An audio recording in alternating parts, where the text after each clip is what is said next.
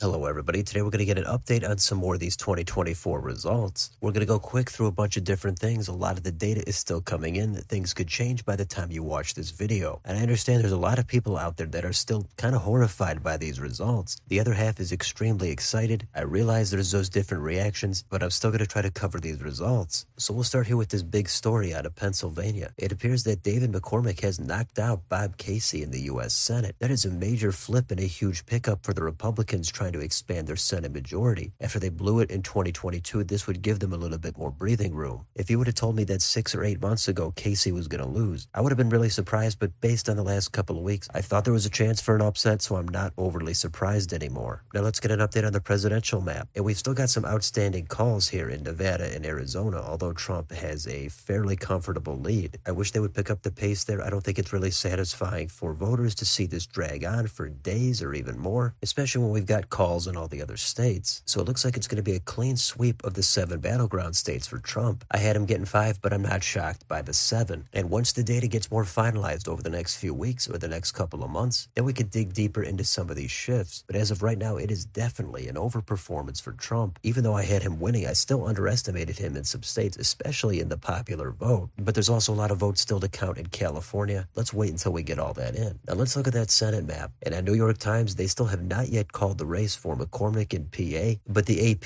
has called it. That gives the GOP 53 seats. That would be 4 flips and pickups overall. We can assume that Democrats will hold in Nevada and Arizona, but that is huge stuff. Democrats might look at this and feel lucky they were able to hold on in Wisconsin and Michigan. Those are a couple of more states that very narrowly missed going toward the Republicans. President and the Senate control secured. What about the House? That's where the most question marks are at still, and it looks likely the Republicans are going to maintain control, but it's not a done deal. Here's the overview as of the time I'm making the video, but there could easily be some more calls early in the morning or in the afternoon. So it is generally a pretty big red wave, except in the U.S. House. That's going to be a narrow margin either way. So Republicans are going to go into the midterms with a precarious advantage, if any. But there's still some exciting races left here, such as in Alaska. It does have ranked choice voting. Right now, Nick Begich is in the lead, but he's under 50%. That would be a huge pickup for the Republicans. I wouldn't be surprised given the lean of the state, but Democrats desperately want to hold on to that one. There's some other ones here. Democrats made some gains in New York. Republicans have some flips in North Carolina. That's not a surprise based on how the maps were redrawn. Overall, I think it's too early to say if there are any significant upsets. I haven't seen any just yet. So if you want another way to look at which House races still have yet to be called, we've got it right here, and there are 25 still outstanding. I'm sure that's going to go down probably as soon as I finish the video. But if you go down here, this shows you the breakdown of who's leading on each race. It's pretty much split down the middle, and that's what's going to happen when you have 435 House seats. There's going to be a good chunk of them that are just really narrow margins. But if you're on the losing side by a half a point or 1 point, it's always tough to take that loss, but that's what's going to happen with so many seats. So moving on from there, do we have any updates for governor? Well, there was really a total lack of exciting races here for governor. Obviously, there's not a ton of states, but every one of these looks like they hit 10 or more point margins, including in New Hampshire. It was definitely a wider margin than I was expecting, but Washington, North Carolina, Delaware, Indiana, everything double digits, and there were no flips for governor. So it's still really early. We can go through some of this data in the future, but one thing you got to mention is in Vermont, Phil Scott, whether you love him, whether you think he's a rhino, you've got to respect that kind of a massive win and winning 5 terms for governor, hitting 50 points and outperforming even Bernie Sanders. That's something you've got to acknowledge. Now, what are we looking at in terms of some shifts for president? Well, it does seem like it was a pretty big red wave. We've seen some exit polling already. I'm sure we'll look more into it. We've got Pennsylvania here that has shifted 3.1 toward the right, and you can see it's gone in kind of an S pattern, sharply to the right in 16 by 6 points, then about 2 points to the left in 20, and that's why this state might be the new Florida. Whoever wins this is likely to win the election. Now down here they have some of the other swing states. Georgia has gone to the left 2 elections in a row, but this time it swung 2.4 toward the right. North Carolina also this time went 2 points toward the right. Wisconsin 1.5 toward the right. Michigan a big 4 points toward the right. That I thought was the hardest state for Trump to flip in the Rust Belt. But if that's the final number, a 4-point shift is pretty significant. What about some of the metro areas? We've got the Philadelphia suburbs. Prior to this election, they went to the left 2 in a row, but this time they shifted 3.5 toward the right. In the Charlotte, North Carolina area, it's a similar trajectory. This time 2.3 toward the right. But look at Wayne County, Michigan. That's where Detroit is. That was almost a double-digit shift, 9.1 toward Trump. There's a ton of people there. There's some different demographics, but it looks like Trump's message has resonated. resonated. Even in the Detroit suburbs, they also moved over 4 points toward Trump. The Atlanta suburbs, not a big shift, but still 1% toward Trump. Then they've got the rural-urban divide. The urban counties had a big swing toward the right by 5.6. So urban counties were right behind at 4.5 toward Trump. Then the rural counties, they were already moving hard toward the right prior to this election, but they got an additional 4 points redder. How about race and ethnicity? A lot of people are talking about the gains Trump made with Hispanic voters. That might be the big headline. As you can see, from 2020, this shifted a gigantic 13.3 toward Trump. That's in Hispanic majority counties. Even in Native American counties, they also moved 10 points toward Trump. Counties with a black majority moved 2.7 also toward Trump. So for all the talk about how Trump is a bigot and a racist and he's against all these different groups, the empirical evidence shows that they're not at all scared of him. They're actually moving toward him. It might seem counterintuitive to a lot of people, but the reality is a lot of people live in bubbles, and Trump has at least some kind of significant appeal with those voters. What about with education? Well, Trump yet again made gains. Counties with less college education moved 5.4 toward Trump. Counties with more college education also 4.5 toward Trump. How about economic types? Farming communities over the past 3 elections have moved steadily toward Trump, this time by 3.5. Mining counties another 5 points toward Trump, and manufacturing 3.4 toward Trump. What about age? The theme here keeps going. Younger counties 5.3 toward Trump, middle-aged counties 6 toward Trump, and older counties 4.8 toward Trump. So this data actually makes it look like a red tsunami. You might actually think Trump should have won more than he did, with basically everything moving in his direction. Based on that, it actually does seem surprising that there's not a clear majority for the Republicans in the House. So that might go to show that there is a pure appeal specifically for Trump, but there could be a disconnect between him and candidates down ballot. It's fascinating stuff. A lot of people are going to be perplexed by this, but there are plenty of other people saying, I tried to warn you. Now, there's a few more things on here. Let's take a look at a bright spot here for Democrats. That's going to be some of the abortion ballot measures. It didn't pass in every state, which is actually a little bit of a surprise, but for the most part, less restrictions was the winner. South Dakota, Nebraska, and Florida were the states it did not pass. So if you go down here, this table shows you some of the changes, what it was before and what it is after. In Florida, you do need 60% of the vote there to amend that state constitution, and that's why that measure failed. It only got about 57. Democrats are mostly going to be satisfied with these results, and I'm sure there's going to be more of this stuff going on in the future, but there is some good data here, several good tables, and as always, all these links will be down below in the description, so we can't go over every little thing, but let's quickly talk about ranked choice voting. It looks like outside of Washington, D.C., it's pretty much been rejected across the country. They're even looking to repeal it in Alaska. The vote there is not yet final. Even in a place like Missouri, they're looking to ban ranked choice voting. So that's an interesting development. Looks like there's bipartisan opposition to it, but I do think the specifics matter. Some of these states did it a little bit differently, so the details might be a factor, but also I think a lot of people might just not want to change their system. It's quicker and it's easier to get the results without ranked choice voting. I do think there are some advantages, but it just did not resonate with enough voters. So let's wind it down here with a couple of quick things that also happened. We've got Biden calling for a peaceful transition of power. He congratulated Trump. It seems like they're going to get together and work it all out. It's got to be rough for Biden because he was the one who knocked Trump out. Now the shoe is on the other foot. I wouldn't want to be in that position, but that's what it is. And Trump is going to start to be putting together his cabinet. Here it looks like he has named Susie Wiles as his chief of staff. I'm sure Republicans are going to be excited to watch that cabinet fill up. Democrats are going to be horrified. I don't know what to make of it yet, but the one thing I would like him to do is at least avoid these